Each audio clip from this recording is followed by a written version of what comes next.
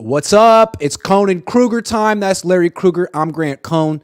First time I've seen this guy or talked to him since the draft went down, so I want to start the show right there. Larry, right out the gate, favorite draft pick. Hit me with it. Best draft pick. Jair Brown, and it ain't close. Jair Brown. I mean, I love Jair Brown. I mocked him to the Niners a bunch of times. I did videos on him before the draft. You know, to me, Grant, this guy's physically what you want, and then also he's what you want work ethic-wise. He's what you want character-wise. The Niners had two needs in that secondary. They needed to replace the guys they lost, but they really need to replace the people they lost because Mosley's a leader, and Jimmy's an alpha, and they lost a lot on the back end losing those guys. I think that's been diminished. People haven't talked about enough about that. And this guy is a culture kind of a guy. This guy probably going to move Tayshaun Gibson to the bench. I think this guy would have been a second-round pick if he had run better than a 4.65 in the workout. And I'll say this: I don't care about that 4.65. I've watched so much film on this guy. It doesn't matter to me. He plays fast enough. He played in a major conference, defensive MVP of the Rose Bowl. That day, he had 8 tackles, 1.5 sacks. He had an interception. The guy's got ball skills. He can cover the deep middle in the cover 3 where you got to cover a ton of blades of grass, and then you can put him in the box and he'll hit you like a linebacker. So no doubt, Jair Brown. I like Jair Brown a lot. I'm not sure that they're going to start him right away because Tayshaun Gibson was so good last year. Brown's going to have to really bring it this offseason to take that man's job, and he might. We'll see what happens. Yeah. He's definitely the future at that position. I can't pick. I love Darrell Luter Jr. Yeah. I love that pick. To me, that's Emmanuel Mosley too. Like they found a replacement for Emmanuel Mosley. Very similar, maybe a little bit bigger. I think a similar mentality in terms of how they hit, because Emmanuel Mosley is not scared of anyone. He is not scared of anyone. Scared is the word. So I like that pick a lot. And then also D Winters. To me, that's another one that's really good, and I think he actually might start right away. He's competing with like Marcelino McCrary-Ball and Oren Burks. I think he might start week 1. So I love those 3 on defense: the safety, the corner, the linebacker. Those look like guys who could be 3-down starters for years to come. Yeah, I actually think Luter's going to beat out Lenore. I really do. I think Luter will beat out Lenore and start opposite Charvarius. I like Lenore, and he came on last year. I saw he switched his number to number 2. I thought at times Lenore was better than Charvarius at the end of the year, to be totally frank about it. But Luter's what you're looking for. Really long arms, really tough, really mature, great athlete, 40-inch vertical, sub 4.5 speed, big body, plays bigger. He's 6 feet, Grant, but he's got ridiculous long arms. I would say he plays like a 6'2" corner. So and they got him in round 5. If they had gotten him in round 3 with those traits, I'd say, hey, great pick. If you want to say where they most improved, it's right here. It's right here in the secondary.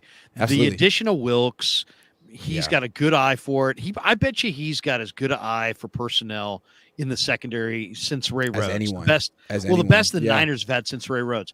And not only did they get Luter and they got Jair, but they got this kid after the draft, Deshaun Jameson, and Jameson is the truth. I mean, I loved him at Texas. Is he the one from Texas? Yes. Okay. Yeah. I mean, he's a dynamic return guy, but he's also he's a smallish corner, but, man, he's tough. He's physical. He's experienced. I think Jameson was a steal. Also, the Niners are the linebacker factory of the NFL. Johnny Holland doesn't get enough credit. He is a just top-notch A++ linebacker coach in every sense of the word. Battled cancer, came back, huge assets to the franchise, and he handpicked D Winters. Like, that guy's going to be – I can't wait to watch him play. Winters is awesome. I mean, he flies around, he makes plays. He's the new breed of NFL linebacker. They're 4.5. They're like safeties. And I'll say, don't sleep on the kid from Purdue either, Jalen Graham. Okay, tell me something about him. Well, he's rangy. He's 220 pounds, but if you watch the Tall. film, he does it all. He can play in the base. He can play at strong side backer if you had to have him there. He can play. He's a stacked backer. I think he's going to play on special teams to start. All I'll say is that they're going to keep 6, and the battles are going to be intense. And all I would say is Demetrius Flanagan fouls. You better show up ready to play this summer, or you're not going to have a gig. Because That's right. Marcelino McCrary Ball. Yeah, Marcelino's going to show up and play. And you got Warner and you got Greenlaw. Burks is a really good special teamer. Curtis Robinson is a very good special teamer. Yes, he is. And then you've got 2 really good special team backers, and it's going to be hard to not, give them their spots. You got 2 difference makers in Greenlaw and Warner. And now you got 2 young buck linebacker, 3 really with McCrary Ball, who can all fly around and make plays. I would be shocked if Flanagan Fowles makes this team. I think I'm with you. I think he's going to have a hard time making it. RLB2ESQ, which just rolls off the tongue, is a member. So thank you very much. Real quick, Fish and Chip says, Grant, don't show respect to Crew to gain clicks. Don't show disrespect to Crew to gain clicks. When did I disrespect Krueger? What's going on here? And I don't think that's a good way to gain clicks. Krueger did very well in that tournament. I mean, I took him out by like 3 votes. Connor Lambert says, well, how actually, good it was 33 votes because I voted. It was like 33 votes. Yeah. No. Well, then it was 63 votes because I voted 30 times voted for myself. Fair enough. There's no rule against it. It's not cheating if you ain't trying. I got carpal tunnel to this day. I mean, Good for you. Colin Lambert says, how good will Moody need to be in year 1 to earn his draft spot? Evan McPherson has an 84% field goal rate with a long of 59 yards. How good does he need to be? He needs to be good. He needs to be good. I mean, he's going to make it, though, don't you think? I mean, you invested a 3rd-round pick. You look like awful. First of all, you already look awful. Now you look, awful, awfuler. Well, let's get it right into it right now. Larry, what was the worst pick the Niners made in this draft? Until it's hard, Grant, because it's easy to say the kicker, right? Because you can't take a kicker that high. Why? Yeah. Roberto Aguayo was taken in the 2nd round. He lasted 1 year in the league. Most teams find their kickers in the 7th round. Carlson from the Raiders, his brother went to the Packers in like the 7th round. The 3rd round was way too freaking early to take a kicker. But I won't say the kicker because at the end of the day, I thought the kid Fisher that they got after the draft was projected to go in the 3rd round. He went after the draft. So to me, it doesn't really matter where you take the guy. And also, this kicker's supposed to be really good. Like, he's got a strong leg. He can kick from distance. He's clutch. If it all translates, he has a legit skill set. I mean, I don't know that much about kickers, but it's not like he's Robbie Gould where, like, he can't really kick outside of 45 yards and he can't kick touchbacks. Like, he's supposed to be an upgrade. If it all translates, if he doesn't buckle under the pressure of being an NFL player like Roberto Aguayo did, I don't know. So theoretically, it could work out if he's good. I think which he's supposed to be is. You just hit on it there. The most important part is the mental part of it. It's a big mental part of it. And so, these are the 49ers. I mean, it's a team with all kind of media attention. Like, if you miss a couple kicks, everyone's going to let you hear about it. Like if you were that poor guy on the freaking Cowboys. Yeah, exactly. Maher. No, but I like the Moody pick from the standpoint of we have very high expectations here for the kicker. We just had a kicker that never missed in the playoffs. Now at least you're getting a guy whose nickname is Money, who Harbaugh, who knows a lot about special teams. He hired Brad Seeley as a special team coach, who's one of the best.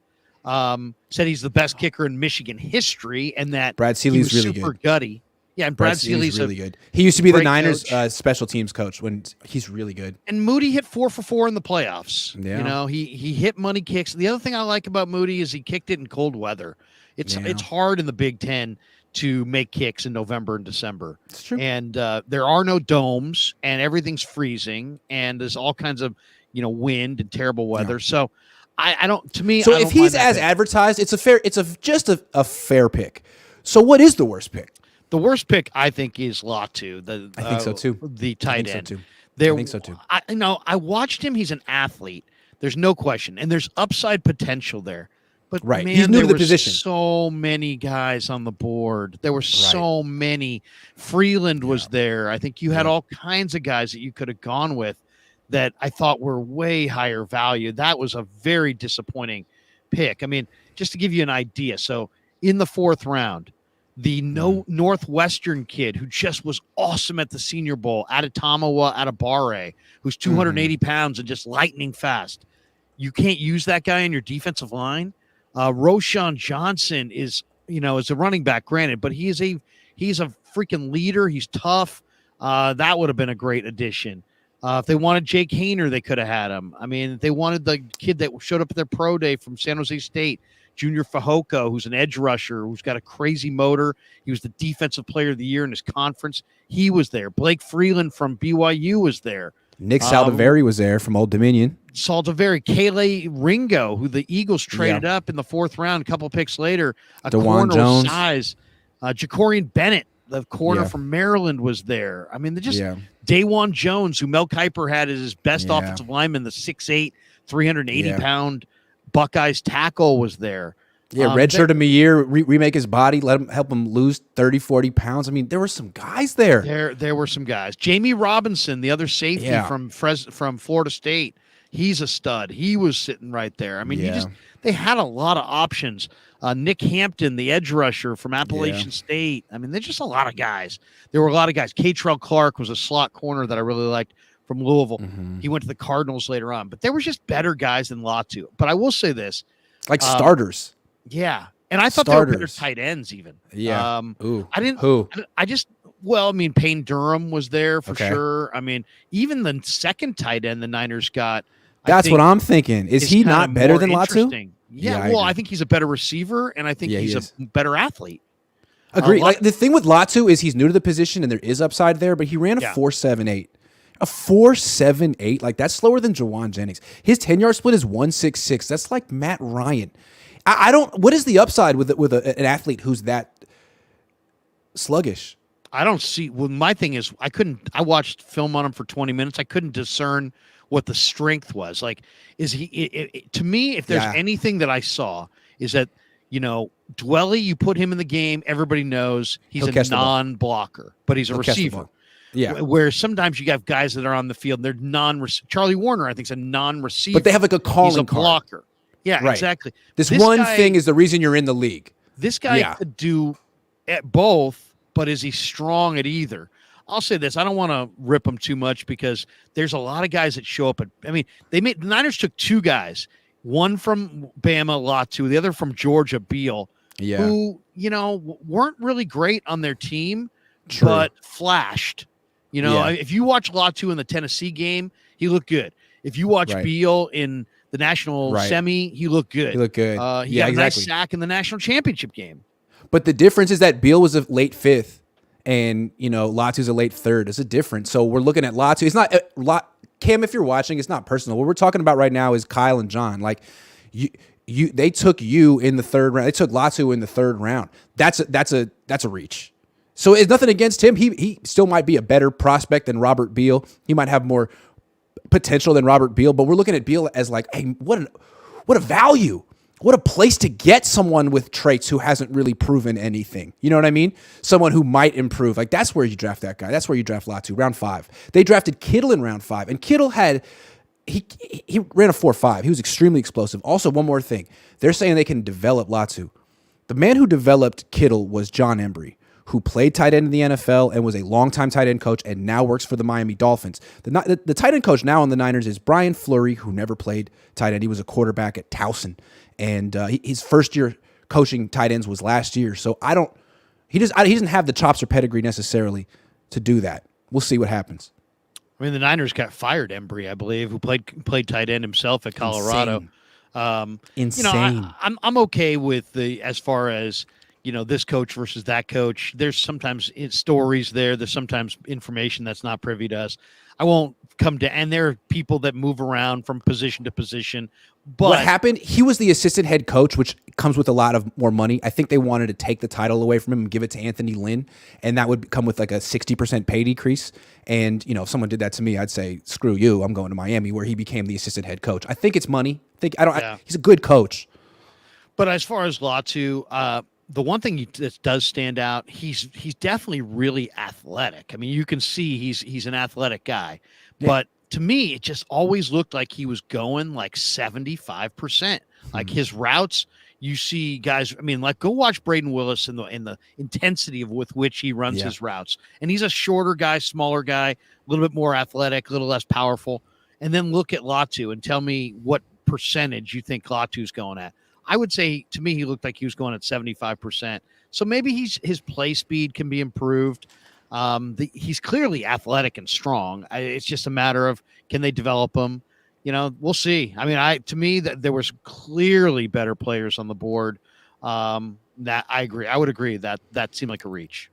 I can't wait to go to training camp, me and you, and watch one-on-ones. I'm going to be I know. Laser focused on tight ends against safeties this year because it'll be very interesting. You'll have Kittle out there. You'll have Dwelly out there. Those guys don't lose reps in that. They don't lose. And now you got Latu and Willis. Who's going to step up and assert themselves in that drill? Because if you can't win in that drill, it means you probably can't beat man-to-man coverage, and you're probably just a blocker. And that's Charlie Warner. That's we'll see. I don't know. Is that Latu? Is that? I don't think it's Willis. I think Willis is going to win in that drill, but I don't know about Latu. We'll see. I kind of like the pick of Willis as far as I love his ball skills. I mean, he goes after it kind of like a receiver. I mean, to me, Braden Willis he gets yards was a after nice the catch. pickup. And I like how Braden Willis was like, 31 teams are going to regret passing on me. You know, I mean, I like guys who come in with a chip on their shoulder because that's what it takes. Yeah. Who was the last guy that did that though? Larry O'Neal Jr. on the Niners. He was a practice squad guy, undrafted free agent. I forget his name. About, Leon O'Neal. Leon, yeah. And then A&M. And he said he was going to make the team. He was like the first guy cut. He was like, man, you probably shouldn't talk that. I think the way the Niners think is like, hey, we're a veteran team. You're a kid. You're not coming on this team and taking someone's job without earning it. So why don't you put your head down and work? I think that's how the Niners think. Well, it's also just a realization to a lot of college safeties. Dude, you could light it up in College Station, but in the NFL, it is a coverage game. And if you can't cover, you're gone. You're either a linebacker or even if you're a linebacker, even if you're a linebacker, they're all fast. You still got to cover. The guy, the Niners, that Winters or Winters 4-4. And Graham, those guys are really fast. I think Graham's 4.6. I think Winters is 4.4. That's right. Fish and Chip says Larry got disrespect from other content creators. Well, we all be throwing shade at each other from time to time on Twitter. It happens. But then we all end up making up and working together at the end of the day. To me, Luter tackles like a pencil. Yeah, good. To me, Luter tackles like a pencil. Is that true? Hey, that's not good if that's the case. I thought he was supposed to be a strong tackler. I think he's strong. To me, he's got long arms. He's strong. I mean, first of all, the corners are there to mirror excellent athlete wide receivers up and down the field. The tackling is secondary in my opinion. Yeah. LeBourne, Elijah Mitchell 2.0, preach Austin Rodriguez. Let's talk about that. Which undrafted free agent is most likely to make the 53-man roster this year? Like, who is this year's Jordan Mason, in your opinion? Or Brock, you mean? Yeah. Or Brock was drafted. He was drafted. Yeah. Barely. Barely. All I'll say is Jamison Crowder. I mean, Deshaun Jameson. Yes. Deshaun Jameson is an incredible return guy and a really, really great undrafted free agent. I love that pick. I mean, go watch his highlight reel. It's unbelievable. My buddy who lives in Austin says, man, Jameson's big time. So he played a lot of football there. He's going to be a good return guy. He's going to be to me, there's no question he's going to make the team. So I think I like Deshaun Jameson quite a bit. I also have already done a video on Joey Fisher. My question with Joey Fisher is, what does he look like in camp against? And his arms are a little short. And other than that, I would say he's an ideal right tackle. He's big, he's strong, he's athletic, he's tenacious. He's looking to pancake your ass. But he's got short arms, and that's not just by the way. In pro football, that means a ton. It's a big deal. I mean, they're even short for a guard. Yeah, like he's got like arms that it'd be better if he'd just be a center, and like he played tackle. So To me, like they gave him a lot of money. I think he's their priority free agent, but at the same time, he is a project because ideally you move him to center. Like if he could snap, he'd be the center that you would develop while Jake Brendel holds it down. And I don't know if he can snap, and maybe he's a guard, but I think hopefully they just gave him that much money and they're like, dude, just please accept being on the practice. But I don't know. Like, is some team going to poach him from the Niners and put him on their 53? I think they could probably sneak him on their practice squad and develop him for a while, which might be the best thing for him. I don't know. Yeah, we're going to see in camp on a couple guys. I thought one of the interesting comments from Lynch was how he talked up Matt Pryor. I mean, clearly they didn't go tackle because between Colton McKivitz, Spencer Burford, Nick Sakel, Jalen Moore, Matt Pryor, maybe this guy Fisher, they feel like they've got options. So I don't even think they'll spend money on a tackle going forward. If anything, and I don't know if you got this out of their comments, but Feliciano Grant is a starter. He's always been a starter. I mean, if he's not starting, you're probably not going to be too happy here. So he's not a good starter. Well, at times he's been decent. He's a guy you want to replace. I mean, I think he's a wide-bodied guy who's good, pretty good. At least he's he's a good, tough interior guy. Could play center, play guard. Sure. He's a great backup because he can play all those things. But ideally, you'd like Spencer Burford to take the next step, right? Well, but is Burford a tackle? That's my question. Are they going to kick Are we going to show up in Santa Clara this summer and the depth chart's going to come out and it's going to be Burford at tackle? I don't think so. I think they're telling the truth about how they feel about McKivitz. I think they really like McKivitz.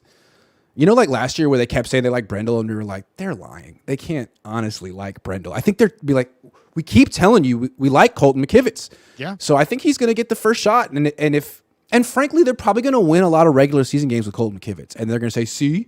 But we're going to be like, okay, but like what's going to happen in the fourth quarter and of the NFC Championship game if you make it that far? Because every time they make it that far, the right side of their offensive line caves in. The only thing about McKivitz is he won't whiz down his leg. He won't. That's right. That's right. He's not gonna. The moment's not gonna be too big. He's not gonna be like, nope. No. Nope. He's gonna play. He's a tough kid from West Virginia who just tougher than McGlinchey. Not better than McGlinchey, but probably more mentally strong than McGlinchey. Maybe a better pass protector than McGlinchey. Possible. Corey Soto says can't grade a draft for years, but unless the replacements for key roles are already on the roster, this draft was kind of meh or except Brown bad. I like Luter. I like Winters. I feel like they know what they're doing on defense. They added some stuff on special teams. But my question is about the offense. Willis equals Delaney Walker. Delaney Walker ran like a 4.4 at 240 pounds. Delaney Walker was a freak. I don't know. People don't remember. Yeah, he was a great. Absolute athlete. Freak. Just an absolute freak. But Willis may have better hands than Delaney Walker. It took Delaney like 10 years to get that down. The pick. Okay, the pick I didn't understand outside of Latu was Ronnie Bell. I mean, there were other guys there. There were a lot of other guys, and Ronnie Bell isn't going to make this team. How's Ronnie Bell making this team? I mean, look how many receivers they have. I mean, it's a 253rd pick in the draft. Yeah, but I mean, there was no defensive end that you wanted to have. There was no offensive lineman that you thought. I mean, McClendon Curtis. Yeah, that's kind of fair, right? He was sitting right there. The Raiders got him as an undrafted free agent. There were a lot of guys. And then to me, the 49ers, if they were a game this week, would be in trouble. I think they have other needs that they didn't address. So I would have gone with an edge rusher in that last pick instead of Ronnie. I would have gone with an edge rusher instead of Ronnie Bell. Fair enough. Let me ask you a question. Niners this offseason, they added Javon Hargrave. They added Isaiah Oliver. They added Jake Moody. Did they improve their offense? They lost Mike McGlinchey and replaced him with his backup. They let Jimmy Garoppolo go and replaced him with someone younger and cheaper, but not necessarily better. Same with McGlinchey. McKivitz is younger, cheaper, not necessarily better. Added 2 tight ends in the draft, and Ronnie Bell. Is the offense better? Well, they also lost Daniel Brunskill. First of all, it's a lot about the quarterback. I mean, there's so much about the offense is about the quarterback. Who's going to play quarterback? I mean, is Trey going to make it to week 1? Is Darnold actually as good as they're talking him up, or is he the guy that we all think can't do it? And then and then is Brock, forever diminished? I mean, to me, it seems like a major portion of the Niners' future will be determined in 6 weeks when Brock Purdy starts to throw, and we have a feeling if he's ready to roll or not. And if he's not ready to roll, now you're leaning on Trey Lance, who's inexperienced, and hoping that he develops, and maybe he will, or Darnold, who Kyle Shanahan describes as a quarterback that I'm not familiar with. I don't know. I mean, I would say they're going to make incremental improvement at wide receiver. They've got a little deeper at wide receiver. They're a little bit deeper on the offensive line, even though they lose McGlinchey. I'm not sure that McGlinchey to McKivitz is even a downgrade, really. They're just different. They're a little deeper at tight end. They should be better at quarterback with the improvement of both of the young guys, or maybe all 3 young guys. Should be a little deeper at running back. Yeah, I would say they're about net neutral. I bet you that they're not better, but they're not worse. See, the way I see it is I think the quarterback room got a little worse. I mean, you had Brock last year. You had Trey last year. They're both coming off serious injuries, and now you're replacing Jimmy Garoppolo, who's with someone just cheaper, who might be better than him. But I think you took a step back at quarterback. Unless Brock or someone just asserts himself as a franchise quarterback, and you no longer care about the room. It's just the quarterback. Until you have a franchise guy and it's the room, I think the room took a step back until someone takes a step forward. You think Brock? I think Brock, unless Brock's diminished, Brock's better. This is my reasoning. Unless Brock's diminished, Brock's better than Jimmy. Trey's got to be better this year than last year, and just because of experience. Well, doesn't have to. Unless you think burden's the on him. You think the ankle's diminished? See, to me, there's no brainer. He's getting better because he's just getting better. A kid who didn't play hardly at all. He spent 6 months rehabbing an ankle, not working on throwing. He needs to work on throwing. Don't you think there's mental reps in this? We'll see. We'll see. I'm not counting on it. I'm not counting against it, but we'll see. I don't know what Trey's going to be. In my opinion, I don't think he improved at all from one.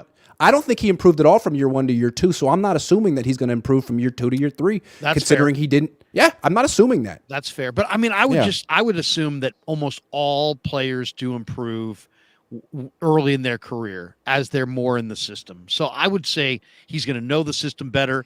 He's theoretically going to have another camp to establish a rapport with his receivers.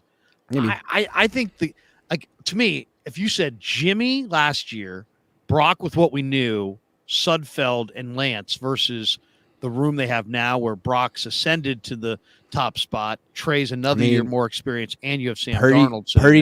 Purdy was pre-UCL tear back then. Trey Lance was pre-ankle break back then. I like the quarterback room better last year. And then at offensive line, I think it's objectively worse.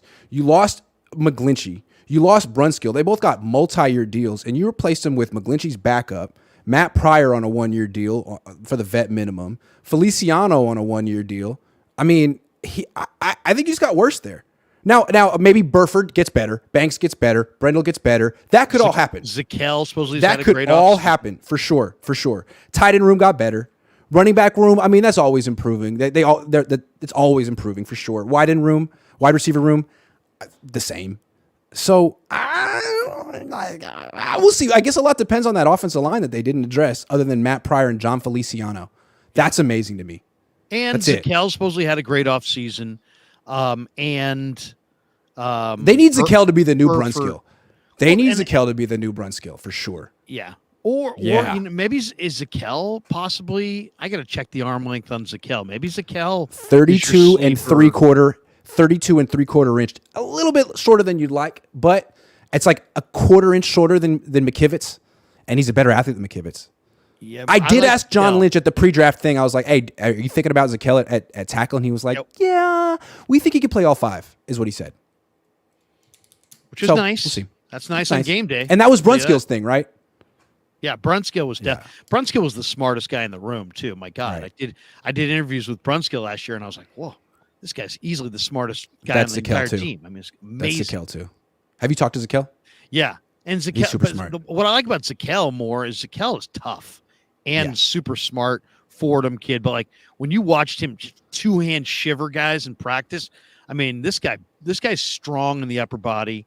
I think Zakelj might be the right tackle long term. That's actually, I think that would be the best case scenario because let me pull up his pro day real quick. No, his combine. He was at the combine. He ran a 5.1 at 316 pounds. He's 6'6", 316, runs a 5.1. Like, yes, please get him on the damn field. Like, smart, tough, motivated. Yes. McKivitz doesn't have traits like that. Like Joey Fisher, God love him. Like, he's way smaller than Nick Zakelj. Like, get him on the freaking field, please. I would love to see Nick Zakelj at right tackle. I will say this though: I did an interview with Trent Williams last year when he talked about Colton McKivitz, and it's like he just has total respect for McKivitz. And it's hard because I like McKivitz. I like talking to McKivitz, but I actually think, and Lynch brought it up, he was given that gold helmet designation. Now, it's odd that he brought it up because he should have also brought up, in addition, we waived him because they did waive him at one time. Uh-huh. So there's that going on too. But, we'll all conveniently forget that and just acknowledge that McKivitz is really solid. They don't have let's be honest, they don't have a dominator at right tackle size-wise. I guess Pryor could be, right? Because he's 6'7", 330, and I haven't studied him a whole lot. I kind of think of him as the swing tackle. But to me, it's a lot about Burford. It's like if Burford gets his feet a little quicker, maybe Burford's your right tackle. He was a very good right tackle blocking for Sincere McCormick a couple of years ago at Texas San Antonio. I mean, I know the NFL's a far difference between that level and Texas San Antonio, but he's an athlete. I mean, it's possible because like they're projecting a lot on McKivitz. He played 70 snaps last year and 68 snaps the year before that, or maybe those. Hold on, let me make sure. Let me get that right. And then to ask him to play the full 68 season. last year. He played 68 last year and 70 the year before that. You don't know if he can hold up for a whole year. What if he's the kind of guy that plays 4 games and gets hurt in the 5th? You don't know. So they really, yeah, man, it better be Zakelj, Burford. It can't be Matt Pryor. He's on his 3rd team in 3 years. I don't think it's Matt Pryor. I would say no too. If you had me guess, I would say that it's going to be a competition between Jalen Moore, who nobody ever talks about Jalen Moore. He's there in the. They always say they want to play him at guard, but they never get him to guard. I actually thought 2 years ago in camp he looked good at left tackle, and then suddenly it's like his whole star is diminished. But I like Jalen Moore, I like McKivitz, and I really like this Joey Fisher kid. I'm eager to see what Fisher looks like when they start practicing. Because he's got a lot of things that you like. I mean, this guy is nasty. They haven't had a real offensive lineman like this who just buries people and throws them down. If you watch his film, granted, it's Division II, and it's a West Virginia Division II school, so he's going up against guys who are going to be, plumbers and doctors and teachers, and they're not going to play in the NFL. But the film is crazy. The guy is just throwing people around. I want to see him in preseason because a lot of that stuff doesn't really show in training camp. It's a lot of like 7-on-7 kind of stuff or like 11-on-11 where no one touches the quarterback and he's doing those 1-on-1s where it's pass protection stuff. In preseason, we'll actually get to see him run block and get out in space. I want to see what that looks like because he's supposed to be nasty. I got a buddy who was down in Carson for the NFL Collegiate Bowl, PA Collegiate Bowl right around the Super Bowl. And he said that this guy just kicked ass in the practices. He looked phenomenal. And then he got invited to the Senior Bowl because he played well in that game. And then he breaks his hand that week. And he went to the Senior Bowl, did all the measurements and the interviews and met people, but didn't play. Then didn't get invited to the Combine. Then has the fastest 40 and the most reps on the bench. So there's some things to like, but he is a little short-armed, and that's a concern.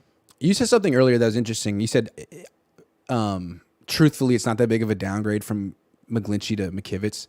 That's probably true. That being said, McGlinchey just got $1 bajillion on the open market and McKivitz didn't. But I think you're right. It is, I think, somewhat of a downgrade, but not that much. And I think what the Niners learned is that McGlinchey, you say what you want about him, but he's not a first-round pick. If they had taken him in round 5, no one would have a problem with what he gave the team, or even round 3.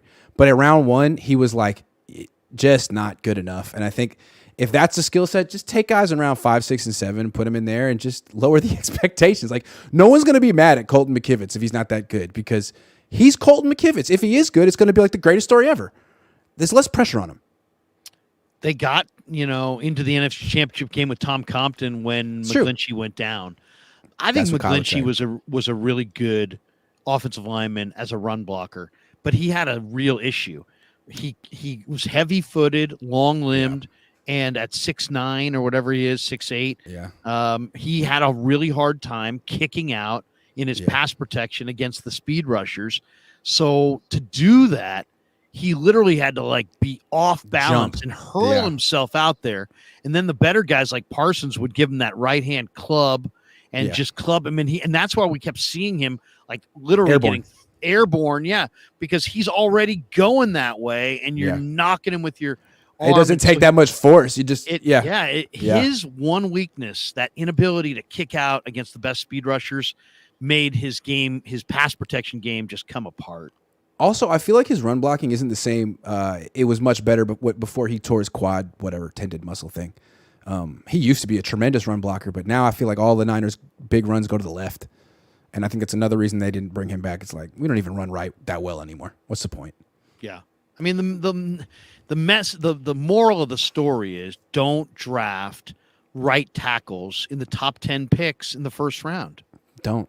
Now, Lane Johnson's a right tackle, but he's just in name only. He can play on an island over there. You don't have to help him at all.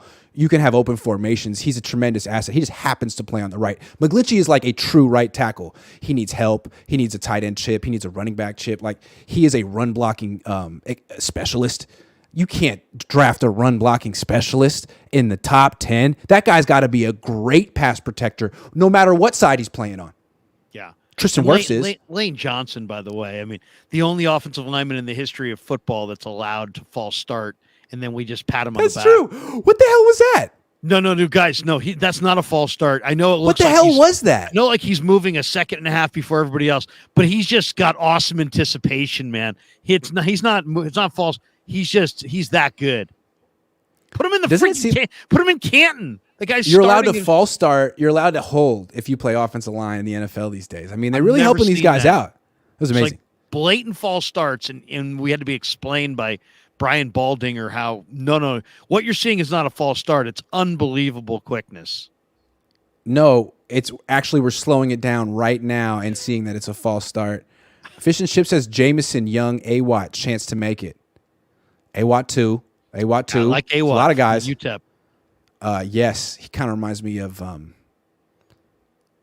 Jeff Wilson Jr. I saw someone say, the coach said he reminded him of Jermichael Hasty. Corey Soto says, we talk as if Purdy is some sure thing Band-Aid, but he's not. We don't know who any of these guys will be. Darnold is most certain, and that's not good. That's true. It's a pretty sober thing to say. 8 starts. With that. You think Darnold is the most certain quarterback? Yeah, 55 starts. You know exactly who Sam Darnold is. Yeah, Brock, certain you think you know. Exactly. And that's what Corey's saying. In the regular season. He said, he's the most certain, and that's not good. I agree. That with Brock, 8 starts. 8 starts. With Trey, 4 starts. Austin Rodriguez, Eagles draft was 10 times better than ours, and if our quarterbacks don't make some magic happen and Shanahan going to Shanny, we're screwed, man. We're going to talk about the Eagles draft and the Seahawks and the Niners. I think that's the big picture stuff Niner fans want to talk about. Yeah. Maurice from Mexico says the Niners are number 2 in the NFC. They are number 2 in the NFL. The point is they're always number 2. They're a number 2 type of team. I hate being number 2. Bridesmaid. Sucks. Kyle Shanahan doesn't trust rookies unless injury forces them in, says Fish and Chips. That's true. That is true. Burford started all year at right guard. Well, Brunskill missed all of training camp. So Burford got those reps because of Brunskill's injury and then did well. Joey Fisher filmed scary. How scary are we talking? The Fly scary? The Thing scary? Aliens 2?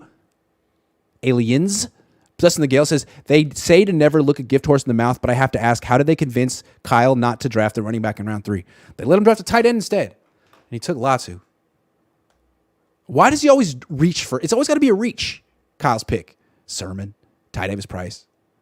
Anyway, here's the big news that came out of the draft that kind of got buried because it was on day 3, I want to say. But the Niners restructured Christian McCaffrey's contract and created like almost $9-10 million of cap space, and that's not to sign draft picks. They don't have any first round pick this year. Like, they didn't need this. This is for something they've yet to do. What move do you think is up their sleeve, Larry? Better be an edge rusher, because this team's not good enough without an edge rusher. You're going to start Cleveland Farrell. You're going to start Austin Bryant. Suddenly Drake Jackson's going from he can't be active to he's your starter. You just Robert lost Beal isn't going to start. Yeah, Robert Beal, who barely made an impact at Georgia. These guys are now going to start for you. They need a big-time guy. I don't know if it's a trade for a Montez Sweat or a Chase Young, or if it's a free agent signing. I will say this. It sure aligns nicely, the free agent market. I mean, there are a lot of premier edge guys still sitting there. You can have Frank Clark if you want him. You can have Leonard Floyd, who I personally think would be a great choice. There's Ngakwe, who's had 10 sacks a year for basically every year he's been in the league. There's Jadeveon Clowney. You have Jason Pierre-Paul. You've got, there's a number of guys. If you want to go old school, who's the guy who played for the Ravens this last year? Justin Houston. Oh, yeah. He's out there. You've got Melvin Ingram, who's out there. They love their South Carolina guys. He's out there. So, there's a bunch of veteran edge rushers that are out there. Unfortunately, despite the fact that we just saw the most, one of the best edge rusher drafts in history, they still need an edge rusher. So, they lost 700 snaps between Ebukam and Amenahue and Jordan Willis. Mm-hmm. And Clelin Ferrell's got 10 sacks in 4 seasons. Austin Bryant is a rotational player strictly. I think you might be able to say the same thing right now about Drake, though I think I've got hope that Drake can be a starter. But also, is Drake an interior rusher or an edge rusher? I thought he was going to be like an Arden Key type interior tweener rusher. That's what I thought. I mean, I think he's an edge rusher with strength who can play inside. But he needs to get stronger. I mean, look at Amenahue's upper body and look at Drake's. It's night and day. So, I mean, they lost a lot of talent at defensive end, and they didn't really replace it. So they've got a couple replacement guys, but they're both steps down. I mean, Willis, Amenahue, and Ebukam are better than Austin Bryant, Clelin Ferrell, and Robert Beal. Yeah. So where are they not? So how are you going to make up the difference? You better make it up with a Chase Young. I'd make it up with a Montez Sweat. To me, I'd be even willing to trade a pick in next year's draft for Montez Sweat. This is your Super Bowl window. If the Commanders are having cap issues, go steal Montez Sweat. Sweat's been one of the most consistent edge rushers in the game. Probably should have drafted him. You didn't, and now he's potentially out there in a trade. I mean, that's the guy that I'd go get. I'd rather have him than those free agents, to be honest. Yeah, I don't think they're going to trade for Montez Sweat. It'd be a good move, but I think the reason they're doing this is I think they're probably going to sign Yannick Ngakoue or someone like that. Maybe there'll be like a bidding war for Yannick Ngakoue. The Niners ultimately will get outbid, but they probably have an offer out to him right now. They probably have a price they can afford, and if he gets more, great for him. But there's going to be someone I would think that they'll sign. I think the reason they waited till now is this comp pick thing. They know they love the comp picks, and if you sign guys before the draft, it affects the comp pick formula. And if you sign after the draft, it doesn't. So signing him now makes all the difference. Tomorrow is the day. Tomorrow is the day. So, hey, that's good to know. They could sign Yannick Ngakoue freaking tomorrow. Or someone could. I think there's going to be a second wave of free agency that starts now because teams understand these comp picks are important. If anybody was trying to push back on you, they shouldn't on this one. Because here's the bottom line on this. The Niners are not just cognizant of the compensatory formula. They live by it. And that's how they wind up with. They showed the league the blueprint of how to do it. Like they made it a trend. Yeah, they're very disciplined in how their whole draft this year was comp picks. Like 70% of their draft was comp picks. Right. I mean, and it's great. I mean, this is an area where they really. I mean, if they want to say they're ahead of the game, in some ways they are, because I don't think people has been as disciplined as they have been. And there's 3 or 4 different ways they've shown that discipline. But yeah, I would expect that money is earmarked for some edge piece, but it's got to be a starter. They need Right. need a starter. What? Right. There's no reason to go spend $80 million or whatever you spent on Javon Hargrave and then just have the line slide towards Cleveland Ferrell. towards Exactly. Bosa on that side because you got Cleveland Ferrell as your Exactly. starter. And I'm not That's trying to the thing. Cleveland. I like Cleveland, but you need a starter. They need a starting caliber defense. They will slide the line towards, but if you have Bosa and Hargrave playing next to each other and no real threat opposite them, they're going to slide the line to them and they're going to get, I mean, it's going to be a lot harder for Hargrave than it was in Philly. Like the whole thing in Philly is that you got 5 threats at all time on that line. And all it takes is one guy to break through. Like right now, the Niners got 2, maybe 3 if Armstead can get it back and stay healthy. But you need a 4th guy. That's what 2019 was, and Cleveland Ferrell isn't that. Drake Jackson hasn't proven to be that. Robert Beal won't be that this year. So, yeah, I'm with you. It's got to be someone. And that's why I think this is good news that they restructured McCaffrey. They seem like they're gearing up. They all could step up. I mean, I'm not saying that they couldn't, especially the younger guys. Like Beal could step up. You heard Lynch. He said, hey, look, he's best at setting the edge and burning the edge. He's a true 9 technique. He can't play coverage. The guy can't backpedal. Some guys, when they backpedal, they literally fall down and they're geared to shooting up the field. I mean, they said that about Earl Campbell. Like, hey, Earl, when he backpedals, he falls down. Well, we won't ask him to backpedal. Also, if you're a pass rusher, like who the hell cares about how you go backwards? I want you going toward the quarterback, not away from the quarterback. I don't care about that skill set. All right.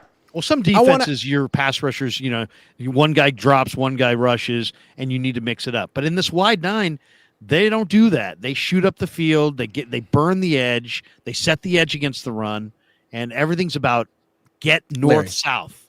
Larry, quick. When Vic Fangio was here and he ran a 3-4 with Alden Smith, how much did Alden Smith drop? Yeah, hardly ever.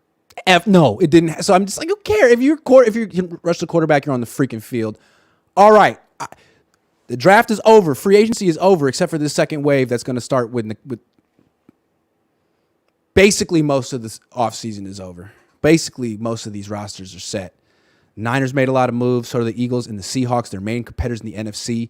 Let's compare the Niners to these teams, starting with the Eagles. Are the Niners better than the Eagles? Eagles beat them in the NFC Championship game. We know this. Here's, for people who don't know, this was the Eagles' offseason. They lost Javon Hargrave, Chauncey Gardner-Johnson, TJ Edwards, Marcus Epps, Kazir White, Miles Sanders, Isaac Sumalo. These are all starters, impact players. They added DeAndre Swift, Rashad Penny, Jalen Carter, Nolan Smith, Sidney Brown, all expected to be impact players or starters. What do you think? Are the Niners better than the Eagles? I do think they've closed some of the ground. I do think. I don't think like the Niners are closer to the Eagles today than they were the day they played them in Philly on paper because of the flipping of Javon Hargrave. I mean, the Eagles took a huge swing with Jalen Carter. If Jalen Carter, in their culture gets the most out of his talent, that's a great draft choice. But that's a major question. This guy in the biggest interview of his life basically showed up out of shape. So how accountable is he? How motivated is he? How mature is he? He's got some baggage with some things that have gone on off the field. If it's always scary. Some guys can have issues and they can separate their football from their issues. Other guys don't. So I don't know what kind of guy Jalen Carter is. I do know this. If you watched 88 with Georgia, when he was dialed in, he was incredible. And if he plays to his potential, they may have upgraded from Javon Hargrave to Jalen Carter. So that has to be factored in. They have a ton of speed on defense, but I don't know. But I mean, they're projected to start Nicholas Morrow, Nakobe Dean, and Hassan Reddick at linebacker. And to me, the Niner linebackers are way, way better. You lose Chauncey Gardner-Johnson. He's a freakishly good player. But then you draft Sidney Brown, who I thought is one of the most pro-ready safeties in the entire draft. Sidney Brown's a terrific player. I would say, though, the Niners have closed that gap hold on. a little What about bit. their running backs? They definitely improved at running back, Philly. Well, they lost Miles Sanders. Yeah, but I mean, to go from Miles Sanders to DeAndre Swift and Rashad Penny, like I think that's a big upgrade. Like, what did Miles Sanders? They still have Gainwell and Boston Scott. Exactly. Exactly. So Yeah, they're stacked. And they yeah. also have Trey Sermon, who's there. We'll see. Yeah, they lost Samalo, but they drafted Tyler Steen. And they also have, who I think is going to probably start their big 6'6" dude, played left tackle for Alabama. Probably They also a have Cam guard. Jurgens from the last draft. So Really I think good the team. Eagles are still the better team. I To think be so, honest, too. I think they're the better Yeah. team. They also had a made really good draft. They did. They had a really good draft. Getting Swift was a Yeah. phenomenal addition too, because he hasn't fulfilled his potential, but if he does, and then quarterback room wise, they have Hurts and Mariota and Ian Book, and they drafted Tanner McKee. So I think they're pretty set. At I hated quarterback. McKee, but when they drafted him, I'm like, oh, you think he's Nick Foles, don't you? And I can kind of see it. Like McKee's so slow that almost it's tough to put him under center. He takes forever to get away from center. You can't roll him out. But in their offense, just put him in the shotgun, let him stand still and throw RPOs and the occasional deep pass. Like, it worked for Foles. He might be a good backup for them, good third-string quarterback. Yeah, I think the Eagles had a hell of an offseason, hell of a draft. They did lose Hargrave, but, he's a pass rusher. The Niners need pass rush. Eagles need run defense. And so they have Carter. They have Jordan Davis from last year. They're still going to have a great pass rush. Still a hell of a team. They're stacked. They got the Texas kid late, Moro Ajomo. They signed Contavious Street. You got the one thing. Jordan Davis was a big marshmallow last year. He's huge and everything, but we'll see. I'm with you. I gotta. I'm not. He played in the Super Bowl and wasn't good, but I don't think he was 100%. He's just one of these guys that he's so big, so strong that you have to account for him, and he's just going to help the linebackers because he's going to free up them to run and make plays. But I think the 49ers have a better defense on paper than the Eagles, but the Eagles have a more proven offense. You got A.J. Brown, you got Devontae Smith, you got Dallas Goedert, you got Hurts coming off the best offensive line in the league. Best O-line, and you re-signed the whole thing. If anything, you bolstered it. You got younger, and you got incredible deep weaponry. The Eagles are it's the Niners and the Eagles in the NFC. I know people like Detroit, and we're going to talk Seattle, and it's the Niners and the Eagles in the NFC. It reminds me a lot of Niners Cowboys. I totally agree. And again, I think the big difference between them is linebacker and offensive line. The Niners are the team with the best linebackers. Every team in the league should be looking at the Niners linebackers and what they do and how they develop them, how they scout them, and copying them, because the Niners are cutting edge with that position, and it's an important position, especially in coverage. I feel like what Philly does on the offensive line is the best. They have a huge offensive line. Every single guy except for their center is at least 6'6", 325. They're freaking huge. And what you see with Jalen Hurts, I don't know how good he really is, but when does he ever have bodies around him in the pocket? He really has clean pockets all the time. What if Brock Purdy was on that team? You had that stat about Brock Purdy from clean pockets. He's perfect. Yeah. So it's a very unique thing that they have going over that most teams can't replicate. They have a great offensive. Football starts with your offensive line, and it does. Their offensive line's the best. And the only question is how long is Kelsey going to be able to kick it before he starts in Lane Johnson, and will these guys be healthy late in the year? And they were this year. Will they be healthy next year? That's a big question. But they got depth of weapons. They've got two number one receivers, A.J. Brown, Devontae Smith. You can make the same claim with the Niners, but they also they're loaded in the backfield. There's going to be 3 or 4 games next year. They're just going to run. They're just going to run it. They're not even going to really ask Hurts to make too many plays. Right. And Hurts, when you don't ask him to really do anything against most teams, look at the backs they have: Swift, Gainwell, Penny, Boston Scott, Rashad Penny. Trey Sermon. Trey Sermon. He's not going to make this team. Guys. If they give 10 carries to Hurts, 10 carries to Swift, 10 carries to Penny, keep them all fresh. They're so explosive. Yeah. The Niners got to be on their might be game. their best back. I really like Gainwell too. I like Gainwell a lot too. All right, we're going to get to your super chats in a second, but I want to keep it rolling into the Seahawks. Seahawks undertook a complete teardown a couple of years ago, but they're kind of ahead of schedule because they've had 2 really good drafts in a row. So I'm going to tell people who they lost this year and who they added, and I want to ask you if they've closed the gap with the 49ers, because we know they weren't as good as the Niners last year. Right. They lost Rashad Penny, Cody Barton, Marquise Goodwin, Jonathan Abram, and Ryan Neal. Not any big losses. They added Devin Witherspoon, Draymond Jones, Derek Hall, Julian Love, Bobby Wagner. Let's say Jamal Adams is coming back, and they also added Jackson Smith and Jigba and Zach Charbonnet. It's a pretty good offseason. What do you think? Are they on the Niners' heels? No doubt. I mean, there's no doubt. It's amazing to me how good of a GM John Schneider is.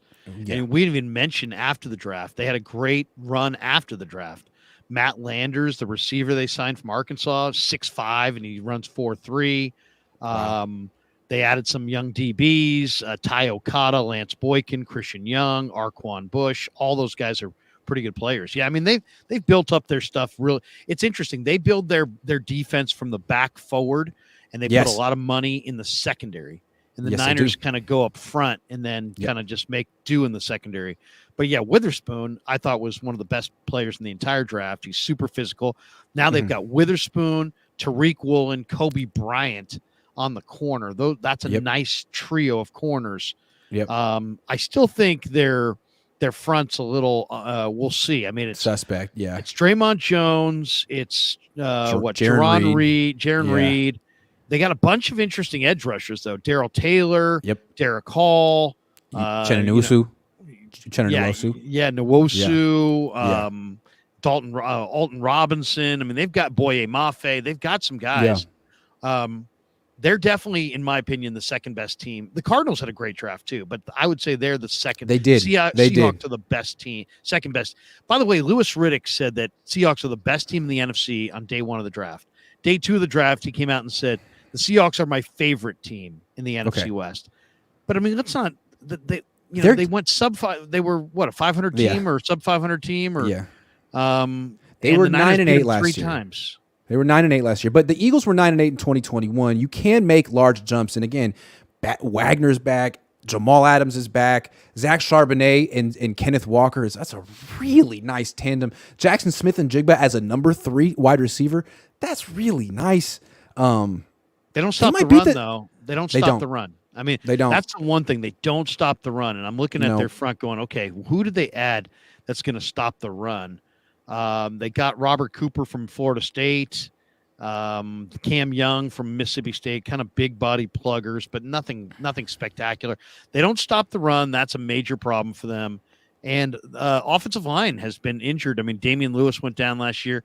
They did add Anthony Bradford from LSU, who's a big hulking guard. Yep. And they added Oluwatimi. Oluwatimi. He was the old winner. He's pretty the Niners didn't find any offensive lineman they liked, but the Seahawks did find a couple guys that they like. Yeah. And they got a starting right tackle in round 3 last year. Who knew you could do that? They also got the starting. I like they got a very young starting tackles. They had Cross and Lucas. They have a good young offensive line. Intriguing. Yeah, intriguing. No, seriously. And what's really intriguing is how quickly John Schneider has done this. He's really done it in 2 drafts. They were a tire fire 2 years ago, and suddenly they make you know what really helped them was that incredibly stupid George Payton Russell Wilson trade. It really, and people said they lost that trade, but it supercharged their rebuild. No. It really supercharged their rebuild. I mean, it's almost like what Jimmy Johnson did 30 years ago. I mean, God, it just you know what I'm saying? So to me, don't sleep on Seattle. Pete Carroll can work with young guys. It's a very young team, but they seem to, if they've hit on all these draft picks that I think they've hit on, they're coming for the 49ers, and they might they might split with the Niners this year. I'm just saying that really my biggest question mark is Geno. Like, are you for real, or was that like a one-off year, and are you going to come back down to earth? Because if he's for real and if he's going to keep completing 70% of his throws and hitting deep throws, damn, dude, this team is stacked. He might this is a playoff team for sure. It might be a double-digit win team. All I'll say, though, is this. I was worried on day one of the draft that Anthony Richardson was going to fall to them because Geno, I like Geno, but I mean, I don't think Geno's the future. And what do they got? Drew Lock and, they did draft a lefty quarterback from East Carolina named Holton Ahlers, who's kind of a little underrated for sure. And I'm eager to see what he looks like. I'd never heard of him. All right. Never heard of him. But good to know. So I don't think the Seahawks are better. Kind of a fat lefty. He's kind of fat, but not bad. Okay, interesting. So he's like the hefty lefty. He's like Jared he's Lorenzen. like a hefty lefty. I don't think the Seahawks are better than the Niners because in terms of the matchup, like Geno kind of plays into the Niners' hand. I feel like Geno was a little deer in the headlights against the Niners last year. He played well against other teams, but he just checked down so much against the Niners, didn't move very much. Finally, in the playoffs, he started uncorking it loose a little bit, and it worked. He needs to be a whole lot more aggressive against the Niners to beat them. And I don't know if that's his game. Like, I haven't watched that much of Geno. He seems a little conservative. I don't know. People said he's just like amazing deep thrower, but he didn't really do it against the Niners. Great defense, though. I don't know if I believe in their front seven right now. I mean, this is their front seven. Draymond Jones, nice, big body, free agent, came over from Denver. Monet was the big run stuffer, but he's just totally immovable. He got knocked out of the game against the Niners. Jaron Reed is a run stuffer, no pass rush at all. And then they just all these edge guys, Darrell Taylor, and these guys nobody's really stepped up and was like, who's setting the edge? Yeah. I mean, Nwosu's a terrific player, but Wagner's old. Jordan Brooks coming off an injury. I like their remade secondary, but their front seven's just kind of Yeah, it's true. As opposed to the Niners front seven, which is freaking very strong, really serious. But, yeah, their secondary can be kind of question mark. Austin Rodriguez says Eagles lost Hargrave, but instead reunited that Georgia D line with Nolan Smith and Carter, who was a steal at that talent wise with Cox and Reddick as mentors. I think it's interesting how the Eagles just only draft Georgia players, or their thing is Georgia's the best college team, let's reunite it. I mean, does that work in the NFL? That's interesting to me. Well, I mean, it's all about finding the best talent, and the best talent in college football at a huge, it's a huge, difference between the best talents. Almost all the 5 stars wind up at LSU, Georgia, Alabama, Georgia, Ohio State, maybe Florida, maybe an A&M. Yeah. There's like 5 or 6 schools. They're all there. And now it's to such a degree, Grant, that a guy like Beal didn't even had zero impact at Georgia. He's just like another guy, but he's still getting drafted, and there's still NFL teams dreaming that dream. So you know what? I mean, it's like some of the biggest sleepers you find in these drafts in the last few years are guys who were just ordinary at these powerhouse schools. How well do these schools pay their athletes? I mean, why would you? It's amazing. Why would you go to a school where you're not going to play, where everyone's a 5-star athlete, and then not even transfer? Like, they're really paying you that well? You know what's the biggest disparity there is in football is the difference between an NFL coach's reaction at the presser when he loses a key guy as opposed to Kirby Smart when he loses a key guy. If Kyle loses a key guy, it's like death in the family. It's like, I don't know. Kirby loses a key guy, and it's like, yeah, he's down. We got another guy. And then we got that guy goes down. We got another guy, and that guy goes down. We got another. Truth. It's truth. Yeah. Batman Lives 777 says you taking D Lombardi to Pig and Pickle after the show. You two taking D Lombardi? No. Did you say there's a pig in the pickle at the Emeryville? Yeah, inside the Emeryville public marketplace there. I gotta check that out. Yeah, I haven't been there. Oh, I've been going to the Emeryville public market since I was like a child. They kind of remade it, but there used to be. It's so nice. There used to be like an arcade there. Oh, really? I didn't know that. Yeah, there was an arcade back in the 90s. There's a bunch of places there now. I mean, there's all kinds of, but nothing as good as Pig and a Pickle. I mean, there was a ballroom there, and I was in there playing with the ball. Like you had to be 3 years old to go play there, and I was absolutely. There used to be remember there was a batting cage there, triple play. Nice. Over next to the oh man, Emeryville, man, a lot of good times. I can see Lowell looking. Okay, keep your eye on it. Keep your head down. Keep your head down. Ball swing through. Grant, keep that back shoulder. Don't. I was move your back leg. He was a terrible hitting coach, and I was a terrible hitter. But when I was 15, he hooked me up with Shooty Babbitt because Shooty, like he's friends with some of the media guys. So Shooty taught me to hit when I was 15, and by the time I was 17, I could actually drive the ball from left center to right center. Like I never had real power, but Shooty taught me how to actually drive the ball. Shout out Shooty Babbitt. There you go. Mac Babbitt. Yeah. Better known. He was a really good. I remember, I'll never forget the first hitting lesson he ever gave me. I was 15. He's like, all right, show me your stance. And I gave I tried to line up like Alex Rodriguez because he was my favorite player. Right. And so I had like my foot up and all this shit. He's like, why are you doing any of that? Why are you doing that? And I was like, I don't know, because Alex Rodriguez does it. And he's like, he's the best athlete in the world. You're not. Why don't you just simplify it? And he had me basically hitting like Ricky, where you get real low and you kind of get spread out. And it was a lot better. It was a lot better for me. Yeah. So thank you, Shooty. He's good. Shooty's the man. Shooty's Been the man. a good friend Shooty's for a the long man. time. Absolutely. Is he still a scout for the Mets? I believe. Yeah. Is it Mets? He might have left the Mets and gone to the Maybe. A's. He might be with the A's. Shout out Shooty Babbitt. Haven't talked to him in a minute. Babbitt. Anyway, Good man. I'm done. What are you doing the rest of the day? More live streams. I think I may do something on the draft later on today. Doing a lot of draft videos on the Niner players, undrafted guys, and just a lot of content. Check out the Krug Show on YouTube. It's been a great month. We got to 17,000 last night. We got to the 17,000 Nice. plateau. And we're 20,000 around the Congratulations. corner. Hoping to get to 20,000 before camp. It's going to be a challenge, but Nice. yeah, having a lot of fun, man. And thanks to you for showing me the way and helping me out. I really appreciate you. Oh, you're way on your own now. You've taken it. You've gone far. Very proud of you.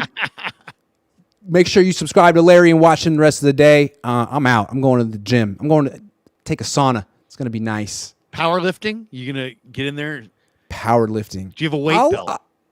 No, I don't have a weight Do you belt. have wrist straps? No, I don't. The pull I'm too down. old. I don't want to hurt myself. I won't go above my body weight on bench or squats. Like, what do I have to prove? No, seriously. Nothing. Do you I'll go bench my body weight.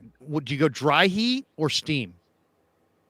They Dry have a heat's sauna the at the sauna. YMCA. Is it I'm at the dry? YMCA. I got to upgrade my game, but I like the YMCA in Oakland. which Shout out to anyone who YMCA? go. Oakland, downtown Oakland. Okay. I used to It's work at just the a- YMCA. I Where? used to work there, Stonestown YMCA. Oh, nice. YMCA is a lot of fun. It's for everybody. Yeah, It's a good time. Yeah. Swimming absolutely. lessons. That was my first frustrating thing, trying to get mothers to sign up for swimming lessons.